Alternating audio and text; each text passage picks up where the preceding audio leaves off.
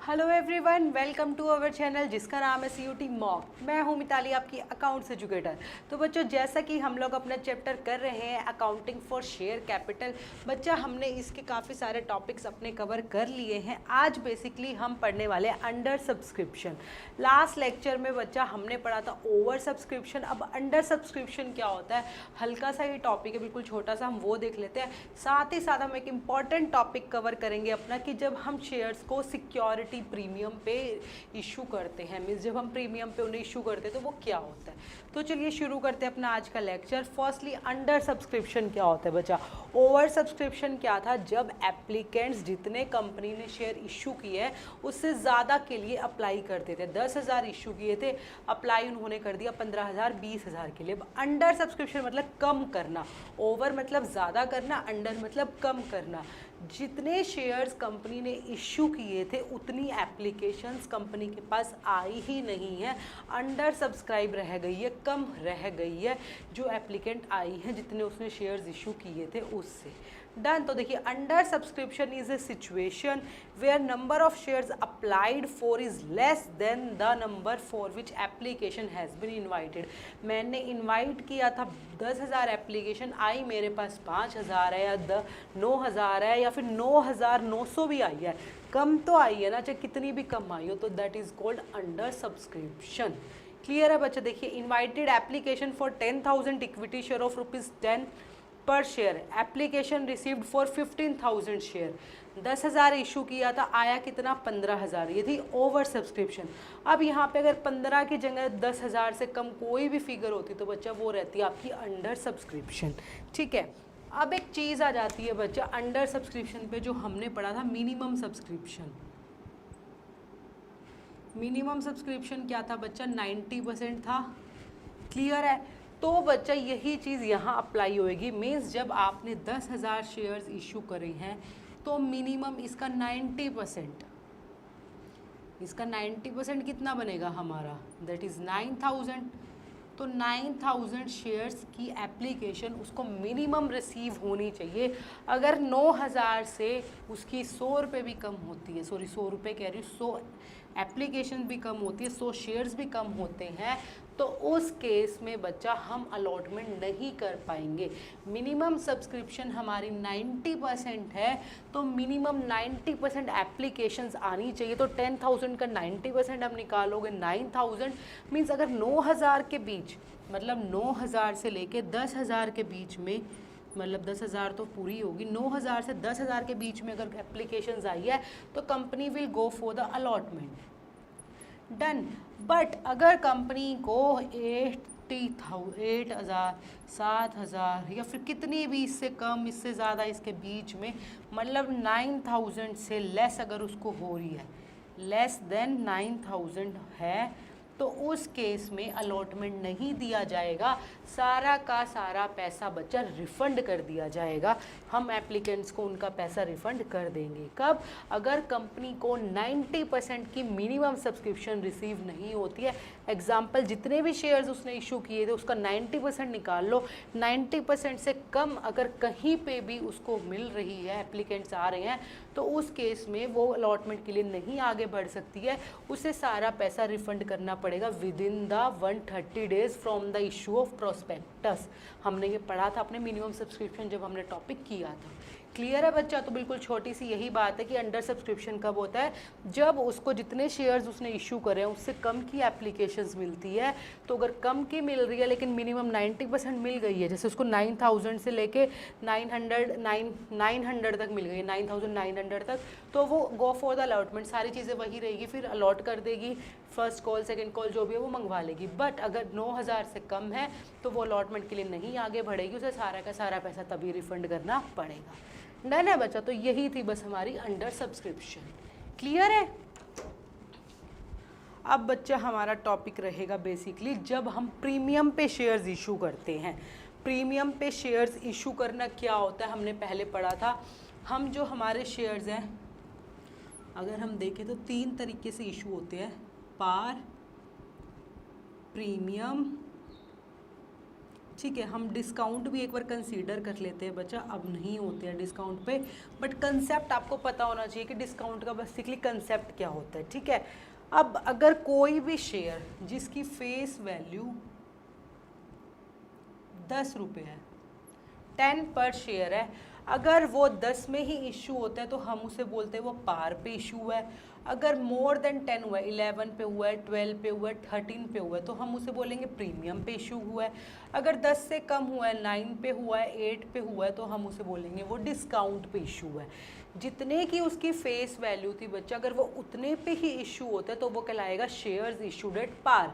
अगर उसकी face value से ज़्यादा पे इशू होते तो वो कहलाएगा इशूड एट प्रीमियम। अगर वो उसकी फेस वैल्यू से कम पे इशू करते तो कहलाते हैं बच्चा इशूड एट डिस्काउंट। ठीक है, आज के करंटली हम डिस्काउंट पे शेयर्स को इशू नहीं कर सकते हैं बच्चा। जो हमारी कंडीशन है डिस्काउंट पे इशू करने की, जैसे रीइशू के केस में कर सकते हैं, बट ऑर्डिनरी जो हमारे शेयर्स होते हैं नॉर्मल केस में जब हम करते हैं तो हम डिस्काउंट पे इशू नहीं कर सकते हैं, मतलब जो उसकी पार वैल्यू है उससे कम पे इशू नहीं कर सकते हैं। ठीक है, कुछ एक शेयर्स जैसे हमारे स्वेट इक्विटी शेयर्स जो होते हैं उनको इशू कर सकते हैं, बट नॉर्मल शेयर्स को हम नहीं इशू कर सकते डिस्काउंट पे। तो हम ये दो कंसेप्ट पढ़ते हैं बेसिकली, पार पे इशू करना और प्रीमियम पे इशू करना। तो पार तो सीधी सी बात है, जितना पैसा था, जितने की फेस वैल्यू थी उतना हम उनसे ले रहे हैं, बट प्रीमियम मतलब ज़्यादा हम उनसे ले रहे हैं। बेसिकली वो वाली कंपनी प्रीमियम पे अपने शेयर्स इशू करती है जो वेल रेपुटेटेड होती है। ठीक है, ऑब्वियसली बात है उन्हें ज़्यादा पैसा मिल सकता है। अब जो पैसा उन्हें ये एक्स्ट्रा मिलेगा, 10 से अलग जो भी एक्स्ट्रा पैसा मिलेगा, 1 है, 2 है, 3 है, 11 पे किया तो 1 हो गया, 12 पे किया तो 2 रुपीज़ हो गया, 13 पे किया तो 3, ये क्या बन गया बच्चा, प्रीमियम बन गया, जिसको हम बोल देते हैं बेसिकली सिक्योरिटी प्रीमियम। क्या बोल देते हैं बच्चा, सिक्योरिटी प्रीमियम। ठीक है, अब जब आपने कोई शेयर इशू किया है और उसका सिक्योरिटी प्रीमियम आप ले रहे हैं तो वो जाएगा बच्चा स्पेसिफिक इसी अकाउंट में, that is security premium reserve account, proper यही अकाउंट में जाएगा। ये नहीं है कि आप प्रीमियम का पैसा कैपिटल में डाल देंगे, कैपिटल हमारी वही रहेगी जो पार वैल्यू के साथ है, जो प्रीमियम का पैसा है वो प्रीमियम में जाएगा, that is security premium reserve. ठीक है, क्लियर है। देखिए, the premium amount is credited to a separate account called the security premium account and is shown under the title equity and liabilities of the company's balance sheet under the head reserves and surplus. हम कहाँ दिखाएंगे बच्चा, equities and liabilities side में जो हमारा reserves and surplus का head है उसके अंदर जैसे capital redemption reserve, debenture redemption reserve, surplus, इस तरीके के अलग अलग ऑप्शन बनेंगे। उसमें एक ऑप्शन रहेगा बच्चा सिक्योरिटी प्रीमियम रिजर्व का। ठीक है, हम इसे अलग अकाउंट में डालेंगे, that is security premium account, और उसे कहाँ शो करेंगे, इक्विटीज एंड लायबिलिटी साइड में रिजर्व्स एंड सरप्लस के अंडर। क्लियर है बच्चा। अब फर्स्टली देख लेते हैं कि आप सिक्योरिटी प्रीमियम कब ले सकते हैं बच्चा। आप नॉर्मली इसको कभी भी मंगवा सकते हैं, एप्लीकेशन के टाइम पे भी मंगवा सकते हैं, अलॉटमेंट के टाइम पे भी मंगवा सकते हैं, और कॉल्स के टाइम पे भी मंगवा सकते हैं, डिपेंड ऑन द कंपनी। ठीक है, कई बार वो एप्लीकेशन के साथ ही प्रीमियम मंगवा लेती है, कई बार वो जो अलॉटमेंट ड्यू करती है उसके साथ मंगवा लेती है, कई बार वो कॉल्स के साथ मंगवा सकती है, उसकी मर्जी है। वो दोनों के साथ भी मंगवा सकती है कि आधा प्रीमियम उसने अलॉटमेंट पे मंगवा लिया, आधा प्रीमियम उसने कॉल पे मंगवा लिया, depend on the company. But basically जो हमारा होता है सिक्योरिटी प्रीमियम बच्चा विद अलॉटमेंट मंगवाया जाता है, जो बेसिकली प्रैक्टिस में हमारे रहता है विद अलॉटमेंट, मीन्स प्रीमियम का पैसा विद अलॉटमेंट हमारा मंगवा लिया जाता है। अगर क्वेश्चन में स्पेसिफिक गिवन है एप्लीकेशन कॉल सो ऑब्वियसली बात है, अदरवाइज हम नॉर्मली लेके चलते हैं कि अलॉटमेंट के साथ प्रीमियम मंगवाया है। डन, कैसे भी मंगवा सकती है, दो के साथ भी, सिंगल के साथ भी। ठीक है, कैसे भी वो डिपेंड हमारी कंपनी की जो पॉलिसी है, जो उसकी रूल्स है, रेगुलेशन है, प्रोसीजर है, anything depend on the companies requirements. ठीक है, अब कभी भी मंगवा सकती है, वो मैंने क्लियर कर दिया। अब जो सिक्योरिटी प्रीमियम की अमाउंट कंपनी ने मंगवाई है, ठीक है, ये आप किसी भी पर्पज़ के लिए यूज़ नहीं कर सकते, कुछ स्पेसिफिक पर्पज़ है जिसके लिए हम ये सिक्योरिटी प्रीमियम का पैसा बच्चा यूज़ कर सकते हैं। अब वो कौन कौन से सिचुएशंस है, वो सिचुएशंस है ये 5, सिर्फ इन्हीं 5 सिचुएशंस में बच्चा हम ये सिक्योरिटी प्रीमियम का पैसा यूज़ कर सकते हैं। अब देख लेते हैं 5 सिचुएशन हमारी कौन सी है। ठीक है, तो देखिए बच्चा, फर्स्ट सिचुएशन है to issue fully paid bonus shares to the extent not exceeding unissued share capital of a company. Basically जो एक कंपनी है बच्चा वो fully paid up bonus shares issue कर सकती है अपने प्रीमियम से। जब वो प्रीमियम से बोनस शेयर्स इशू करेगी तो बेसिकली उसके पास कोई कैश नहीं आएगा, बस उसकी शेयर कैपिटल बढ़ जाएगी। तो फर्स्ट यूज़ क्या हुआ बच्चा, to issue the fully paid up bonus shares, ठीक है। और वो जो बोनस शेयर्स इशू करेगी वो किससे ज़्यादा नहीं होनी चाहिए, उसकी अनइशूड कैपिटल से ज़्यादा नहीं होने चाहिए। बाई चांस उसकी अनइशूड कैपिटल 10,000 शेयर्स पड़ी है तो मैं 10,000 से ज़्यादा के वो नहीं कर सकती, उससे कम उसे करने पड़ेंगे। क्लियर है बच्चा। देन आ जाता है second, to write off preliminary expenses of a company. अगर कंपनी के कोई प्रिलिमिनरी एक्सपेंसेस हुए हैं उनको वो राइट ऑफ कर सकती है बच्चा सिक्योरिटी प्रीमियम से। देन थर्ड है to write off the expenses of और कमीशन पेड, डिस्काउंट अलाउड और any securities of a company. अगर उसने कोई कमीशन पे किया, कोई एक्सपेंसेस राइट ऑफ करने, कोई डिस्काउंट उसे देना है तो वो कहाँ से दे सकती है बच्चा, यहाँ सिक्योरिटी प्रीमियम से, सिक्योरिटीज़ के टाइम पे, ठीक है। देन फोर्थ है बच्चा टू पे premium on the redemption of the preference shares और डिवेंचर्स ऑफ ए कंपनी। जब कंपनी अपने डिवेंचर्स या फिर शेयर्स को, प्रेफरेंस शेयर्स को रिडीम करती है और उनको प्रीमियम पे रिडीम करिए, जिस तरीके से आप प्रीमियम पे इशू करते हैं उसी तरीके से कंपनी प्रीमियम पे रिडीम भी कर सकती है, मतलब ज़्यादा पैसा दे भी सकती है। तो अगर वो प्रीमियम दे रही है डिवेंचर्स और प्रेफरेंस शेयर को रिडम्पशन के टाइम पे तो वो प्रीमियम यहाँ सिक्योरिटी प्रीमियम से निकाल के दे सकती है बच्चा। देन फिफ्थ है purchase of its own shares, basically जिसे बायबैक ऑफ शेयर्स बोला जाता है। मींस कंपनी अपने ही शेयर्स खुद से परचेज कर सकती है, कहाँ से, सिक्योरिटी प्रीमियम से पैसा निकाल के। ये सिर्फ 5 पर्पज़ है बच्चा जिसके लिए एक कंपनी अपना सिक्योरिटी प्रीमियम रिजर्व यूज़ कर सकती है। उसके अलावा अगर आप बोलो कि आप सिक्योरिटी प्रीमियम एम्प्लॉयज़ की सैलरी को पे कर दीजिए, नहीं, वो नहीं कर सकती है। सिर्फ ये 5 सिचुएशंस है जिसमें वो यूज़ कर सकती है। तो अब आपको ये पता होना चाहिए। अगर आप बोलो कि कंपनी इश्यू ऑफ शेयर्स कर ले, ठीक है, मतलब रिडम्पशन ऑफ शेयर्स कर रही है, सो रिडम्पशन ऑफ प्रेफरेंस शेयर्स, तो वो रिडम्पशन ऑफ प्रेफरेंस शेयर्स नहीं कर सकती है, उस पर सिर्फ जो प्रीमियम पे करना है वो यहाँ से निकाल सकती है। अगर मैं कह रही हूँ 10,000 के डिबेंचर्स रिडीम हुए या 10,000 के प्रेफरेंस शेयर्स रिडीम हुए, ठीक है, 10 रुपये के थे ये, ठीक है, और इसके ऊपर 1 रुपया प्रीमियम का था, तो जो सिर्फ ये 10,000 रुपये बनेंगे ना प्रीमियम के, वो सिर्फ यहाँ से निकाल सकती है। ये 1 लाख रुपए वो सिक्योरिटी प्रीमियम से बच्चा नहीं निकाल सकती है। सिर्फ प्रीमियम पेड अप हो सकता है, सिक्योरिटी प्रीमियम से फेस वैल्यू हमारी नहीं हो सकती है। डन। तो ये 5 पर्पज़ बच्चा आपको पता होना चाहिए कि किस किस पर्पज़ के लिए सिक्योरिटी प्रीमियम यूज़ किया जाता है। डन। कौन कौन से हो गए बच्चा, बायबैक के लिए, पेइंग प्रीमियम ऑन रिडम्पशंस, ठीक है, सिक्योरिटीज़ के रिडम्पशन पे, कभी हम उनको डिस्काउंट कमीशन वगैरह अलाउ कर देते सिक्योरिटीज़ के टाइम पे तो उसके लिए, प्रीलिमिनरी एक्सपेंसेस को राइट ऑफ करने के लिए, और fully paid up bonus shares को इशू करने के लिए। Fully paid up bonus shares issue होंगे बच्चा, मतलब फुल्ली पेड अप मतलब जिसकी पूरी फेस वैल्यू आपको आ जाएगी। फुल्ली पेड अप और नॉट फुल्ली पेड अप हमने आपको पहले क्लियर कर दिया था जब हमने सब्सक्राइब्ड फुल्ली पेड अप और subscribed not fully paid up वाला कंसेप्ट पढ़ा था, ठीक है। 10 रुपये का शेयर है तो 10 रुपये में ही इशू हो रहा है तो ठीक है, अगर वो उससे सिर्फ 7 रुपये मंगवा रही है तो नहीं हो सकता है। Fully paid up bonus shares issue किए जाएंगे सिक्योरिटी प्रीमियम से। तो ये 5 पर्पज़ है जिसके लिए हम सिक्योरिटी प्रीमियम का पैसा यूज़ कर सकते हैं। क्लियर है। तो ये था बच्चा बेसिकली हमारा सिक्योरिटी प्रीमियम का कंसेप्ट। अब बच्चा हम देख लेते हैं कि अगर आपको जनरल एंट्री करनी पड़ेगी सिक्योरिटी प्रीमियम के टाइम पे तो वो हम कौन सी एंट्रीज करते हैं, ठीक है। देखिए, अगर आपने शेयर अलॉटमेंट के साथ प्रीमियम मंगवा रहे हैं, कब मंगवा रहे हैं बच्चा, शेयर अलॉटमेंट के टाइम पे।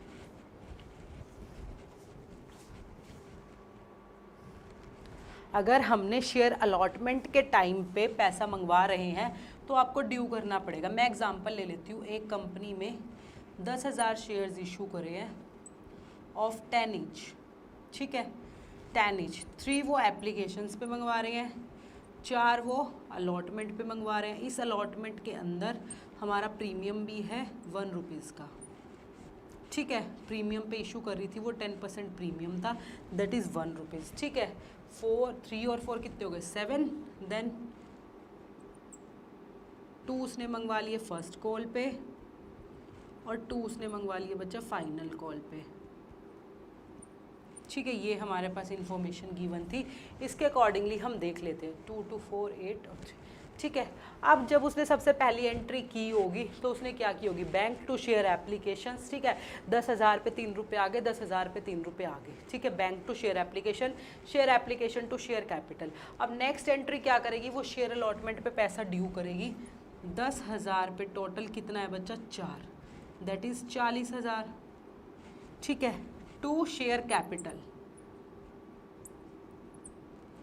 अब शेयर कैपिटल में कितना जाएगा बच्चा, फेस वैल्यू कितनी है यहाँ पे 3 अलॉटमेंट पे, दैट इज 30,000, और ये 10,000 क्या है बच्चा, to security premium reserve account. तो हमारी एंट्री क्या बनी बच्चा, share allotment account debit 40,000, to share capital 30,000, to security premium 10,000। जब कंपनी के पास ये वाला पैसा आ जाएगा तो हम एंट्री कर देंगे बैंक अकाउंट डेबिट, ठीक है। अगर उसके पास सारा पैसा आ गया 40,000, टू शेयर अलॉटमेंट 40,000,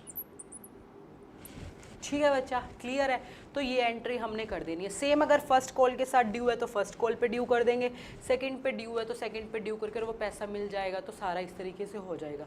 अगर एप्लीकेशन के टाइम पे देख लेते हैं, बाई चांस मैं कह रही हूँ ये 1 रुपये एप्लीकेशन पे मंगवा रहा था, +1 था इधर, तो आप क्या एंट्री कर दें। अब एप्लीकेशन के टाइम पे आपको पता है पहले पैसा मिल जाता है, तो हम क्या एंट्री करते हैं यहाँ पे 10,000 × 4, ठीक है, 40,000 और 40,000। उसके बाद हम इस पैसे को डालते हैं बच्चा अपने अकाउंट में, दैट इज़ कैपिटल अकाउंट में।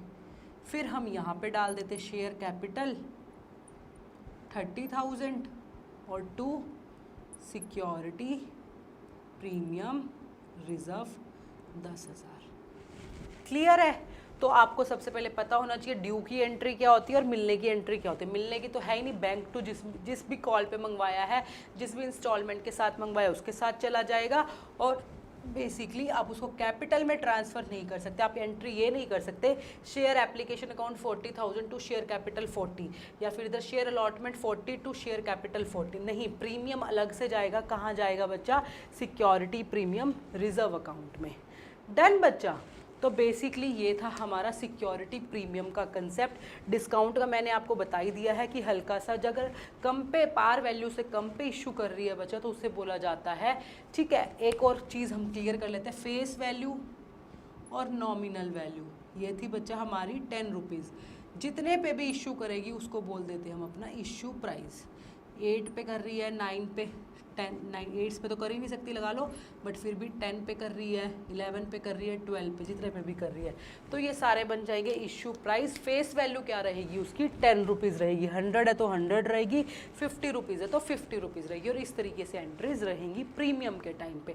डिस्काउंट पे आज के टाइम पे डिसकंटिन्यू हो चुका है, एक कंपनी डिस्काउंट पे शेयर्स इशू नहीं कर सकती, तो 2 ही ऑप्शन बचे, या तो पार पे या फिर प्रीमियम पे। क्लियर है बच्चा। पार तो कुछ है ही नहीं अलग से, उसमें सिंपल एंट्रीज जो हमने लास्ट की थी इसी तरीके से होंगी, और प्रीमियम पे मैंने आपको बता दिया कि एंट्री कौन सी ऐड ऑन होगी, सिक्योरिटी प्रीमियम को क्रेडिट करना, ठीक है। और उसको सिर्फ 5 पर्पज़ के लिए यूज़ कर सकते हैं, वो भी हमने पढ़े कौन कौन से थे। क्लियर है बच्चा। अब एक क्वेश्चंस पूरा हम देख लेते हैं इसका कैसे रहेगा। देखिए एक छोटा सा क्वेश्चन हम यहाँ पे देख लेते हैं, फिर भी जो बुक के अंदर ही है।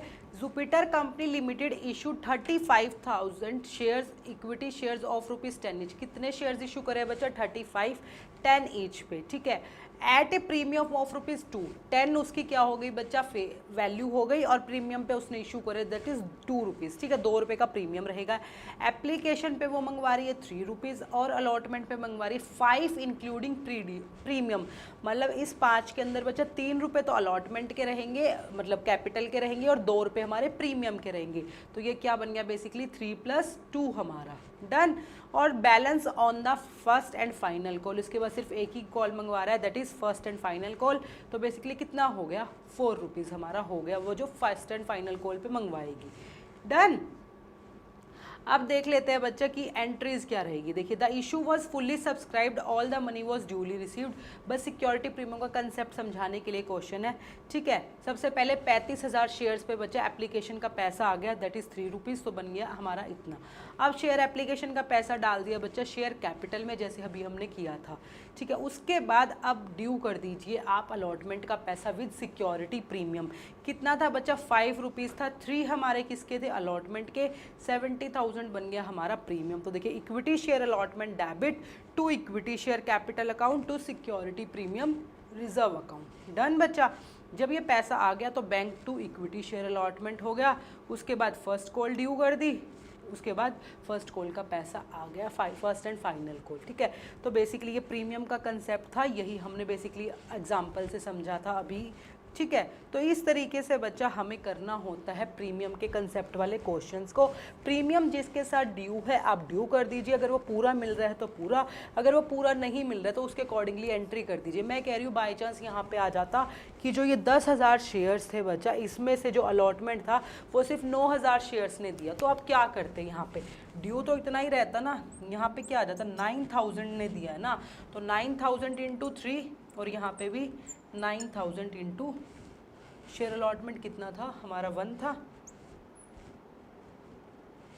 सॉरी इधर रहेगा ना, ये शेयर अलॉटमेंट हमारा 40,000 ड्यू था। जब पैसा मिला तो वो कितना मिला है बच्चा? 9,000 शेयर्स ने दिया है, तो 9,000 ने दिया, 9 3 ज़ा 27, और यहाँ पे आ जाता 9 1 ज़ा 9, ठीक है। तो हमारा टोटल पैसा बेसिकली कितना आता? 27 प्लस 9 कितना बन जाता? ये बन जाता हमारा बच्चा 36। तो हमारी एंट्री क्या बन जाती यहाँ पे? Basically bank account debit to share allotment, कितना? 36। 4,000 रुपये हमें रिसीव नहीं हुए, जिसमें 1 रुपया हमारा प्रीमियम का था और बाकी 3 रुपये हमारे अलॉटमेंट के थे। 1,000 शेयर्स ने वो पैसा नहीं दिया, ठीक है। तो इस तरीके से आप जितना भी पैसा मिला है उसकी एंट्री कर देंगे, जो नहीं मिला उसको लेट इट गो, ठीक है। सिक्योरिटी प्रीमियम रिजर्व ड्यू तो उतना ही रहा ना, मिला कितना बच्चा? उसमें से बेसिकली हमें 1 रुपया नहीं मिला है 1,000 शेयर से, मतलब 1,000 रुपये हमें नहीं मिला है। क्लियर है बच्चा? तो आपको देखना है कितना मिला है कितना नहीं मिला, ये कंसेप्ट हमारे आगे सारे यूज़ होंगे। तो आपको प्रीमियम का कंसेप्ट, ओवर सब्सक्रिप्शन का पूरा क्लियर होना चाहिए। डन। अब इस टॉपिक से रिलेटेड बच्चा 2 क्वेश्चंस हम देख लेते हैं जो आपको घर से करने हैं, ठीक है। वो दोनों क्वेश्चंस रहेंगे हमारे ये बिल्कुल इजी से क्वेश्चंस है, कुछ भी मुश्किल नहीं है, सिक्योरिटी प्रीमियम से रिलेटेड है। डन। अब देख लेते हैं जो लास्ट सेशन में हमने 2 क्वेश्चंस किए थे बच्चा, वो क्या थे। लास्ट सेशन में 2 क्वेश्चन थे बच्चों। Over subscription is a situation where the, कौन सी सिचुएशन होती है जहाँ पे आपको ज़्यादा एप्लीकेशन रिसीव होती है इश्यू से? तो option number B, number of shares applied for is more than the number of shares issued, ठीक है। आज हमने अंडर सब्सक्रिप्शन भी पढ़ लिया जहाँ पे कम होएगी, ठीक है। अगर यहाँ पे अंडर सब्सक्रिप्शन पूछ लेता तो कौन सा ऑप्शन चला जाता बच्चा? Option number C, number of shares applied for is less than the number of shares issued, ठीक है। तो अंडर मतलब कम करना, ओवर मतलब ज़्यादा करना। देन क्वेश्चन नंबर 2 है, which alternative is not available to the directors to deal with the over subscription, कौन सा ऑप्शन अवेलेबल नहीं होता बच्चा? 4 थे, तो option number D, SEBI guidelines says only 10% of the over subscription can be made on pro rata. ऐसी कोई भी गाइडलाइंस नहीं है बच्चा, कंपनी अपने अकॉर्डिंगली कर सकती है, ठीक है। बाकी तीनों थे, allot shares on pro rata, reject कर सकती है, किसी को प्रोराटा देके किसी को रिजेक्ट कर सकती है, तो तीनों ऑप्शन से डी हमारा नहीं था। क्लियर है बच्चा? तो ये थे हमारे लास्ट सेशन के क्वेश्चन।